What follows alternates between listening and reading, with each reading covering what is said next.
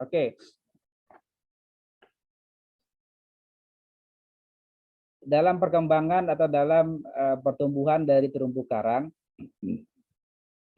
nanti bisa terbatasi atau terhambat pertumbuhannya pada lokasi dengan adanya upwelling, kemudian adanya arus dingin. Upwelling di sini nanti akan terkait dengan sedimentasi dan tingkat kekeruhan juga. Tingkat kekeruhan sedimentasi nantinya akan mempengaruhi pertumbuhan atau perkembangan dari terumbu karang. Kemudian terumbu karang juga dapat terhambat ketika salinitasnya turun hingga di bawah 27 per mil. Kemudian terumbu karang juga dapat tidak terbentuk pada sedimen yang berlumpur. Dan juga dia dapat terhambat pada dataran pantai dengan sedimen halus yang melimpah di perairan dangkal. Karena tidak adanya substrat yang sesuai. Kemudian, geomorfologi dan sedimentologi dari terumbu karang, jadi terumbu karang tepi atau fringing reef, ini umumnya berada di pantai dataran, di mana pantainya dengan pulau-pulau di landas kontinen dan di pulau-pulau samudra besar. Kemudian ada juga terumbu landas kontinen dangkal. Jadi terumbunya ini berada pada satu wilayah kepulauan dengan landas kontinennya yang dangkal. Kemudian ada yang atol karang atau coral atol. Jadi karangnya atau terumbunya ini mengelilingi sebuah laguna atau dia mengelilingi satu pulau kecil. Jadi mungkin ada beberapa tempat kalian bisa lihat di satu pulau dia dikelilingi oleh terumbu karang atau suatu laguna dia dikelilingi oleh terumbu karang. Kemudian ada juga dalam bentuk pulau karang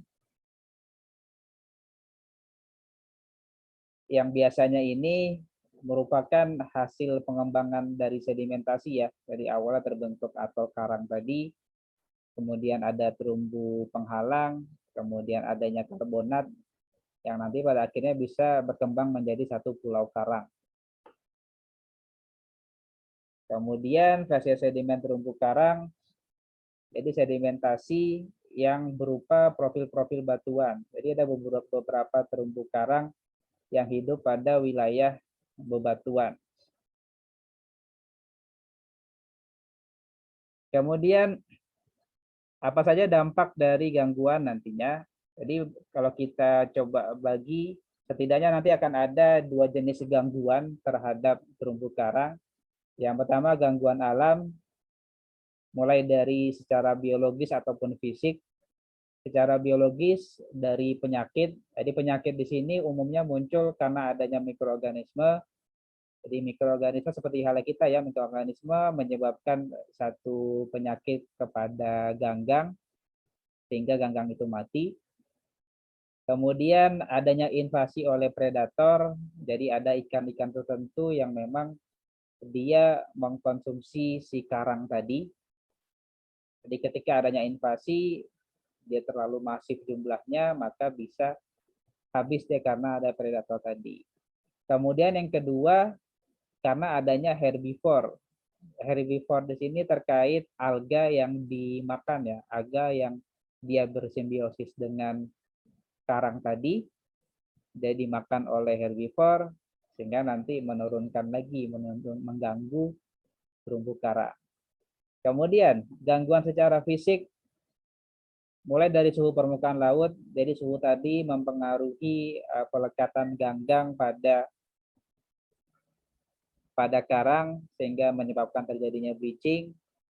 Kemudian adanya badai tropis, baik itu siklon, topan, dan lain sebagainya, secara fisik akan mengganggu setidaknya karena pelekatan antara si karang dengan alganya, atau akan mengganggu nutrisinya, nutrisi yang nantinya dibutuhkan oleh si ganggangnya. Kemudian Gangguan akibat aktivitas manusia. Yang pertama adanya peningkatan erosi tanah. Erosi tanah di sini yang akan meningkatkan sedimentasi,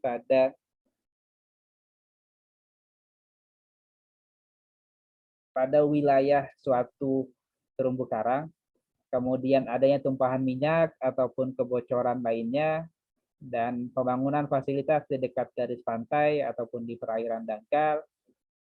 Kemudian kegiatan wisata yang mana limbah yang dihasilkan tidak diolah ataupun limpasan dari pupuk yang dimanfaatkan pada suatu pertanian di dekat atau di wilayah pesisir atau mungkin di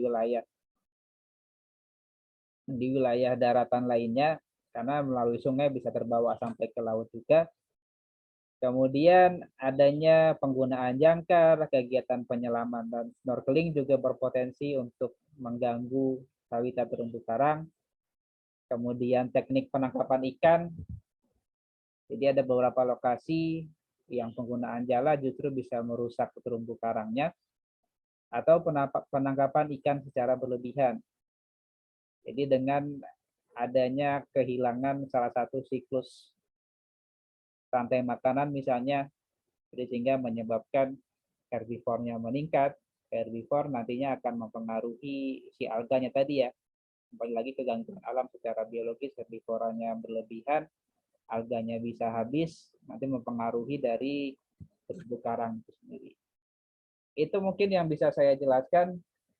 Pertanyaan terakhir, nomor 4, sebutkan aktivitas manusia yang berdampak pada terumbu karang. Baru saja saya jelaskan. Jadi nomor 4, sebutkan apa saja aktivitas manusia yang mempengaruhi atau yang berdampak pada terumbu karang. Yang nomor 4, sebutkan aktivitas manusia yang berdampak pada terumbu karang. Oke, sudah 4 pertanyaan. Semoga sudah dicatat semua. Silakan nanti dikerjakan dan nanti dikumpulkan melalui Google Classroom. Kita masih ada waktu sekitar 20 menit. Silakan bisa dimaksimalkan. Sebelum saya tutup, apakah ada yang ingin ditanyakan? Saya persilakan.